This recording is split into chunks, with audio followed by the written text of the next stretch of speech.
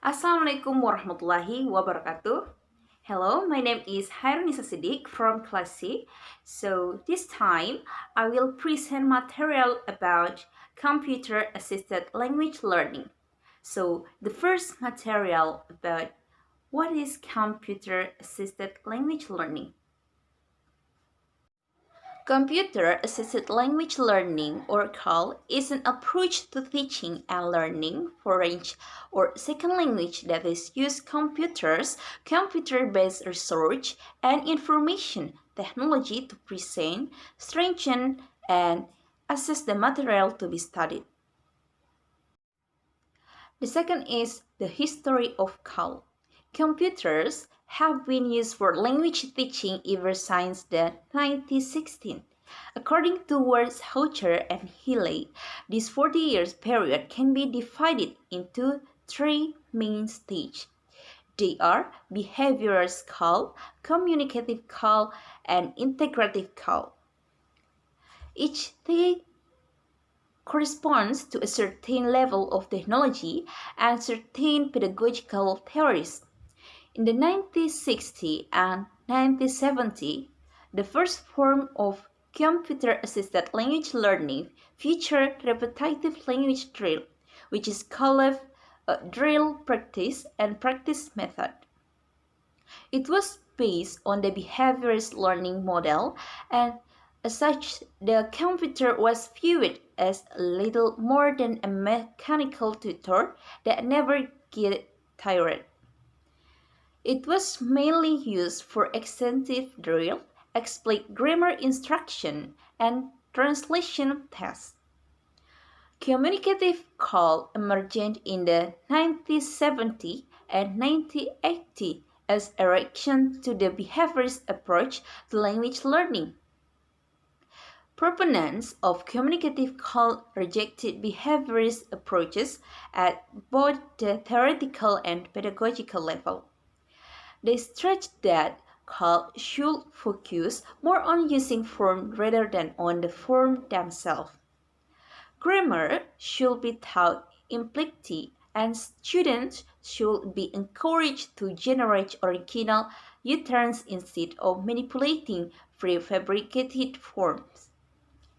This form of computer-based instruction corresponded to cognitive theories, which recognized that learning was a creative process of discovery, expression, and development.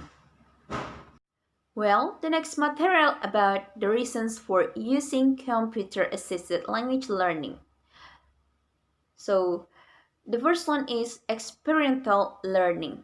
The World Wide Web makes it possible for students to tackle a high amount of human experience in such a way they can learn by doing things themselves. They become a creators, not just the receiver of knowledge. Users develop thinking skill and choose what to explore.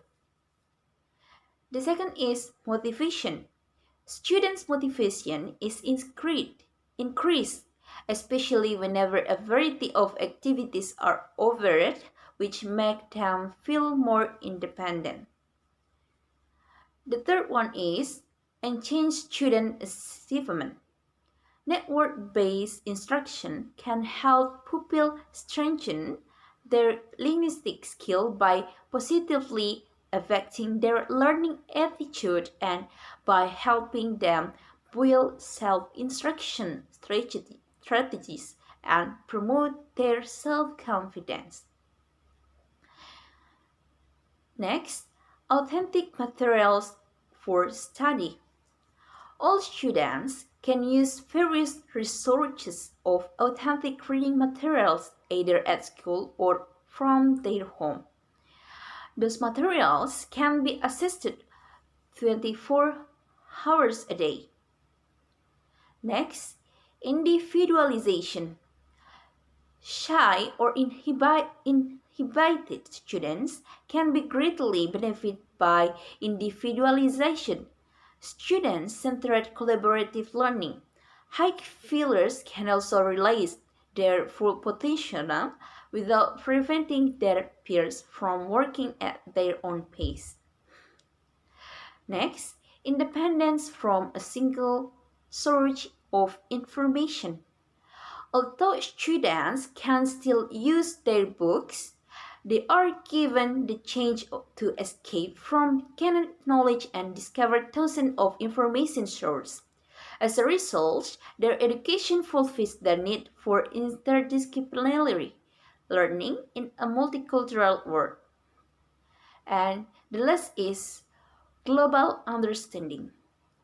A foreign language is studied in a cultural context. In a world where the use of the internet becomes more and more widespread, and English language teachers' duty is to facilitate students access to the web and make them feel citizens of a global classroom, practicing communication on a global level. Well, the next material about the barriers inhibiting the practice of computer-assisted language learning. The first one is financial barriers. They include the cost of hardware, software maintenance, and access to some staff development. CAL costs the same as conventional instruction, but ends up with producing higher achievement in the same amount of instructional time. It results in students achieving the same level but in less time. Next, available of computer hardware and software. It is like the most pressing challenge in applying the new technology in education.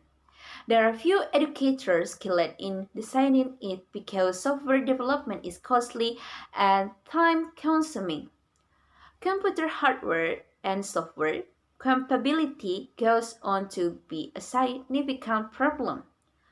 Choosing hardware is difficult because of the many choices of systems to be used in delivering education, the delivery of equipment, and the rapid change in technology.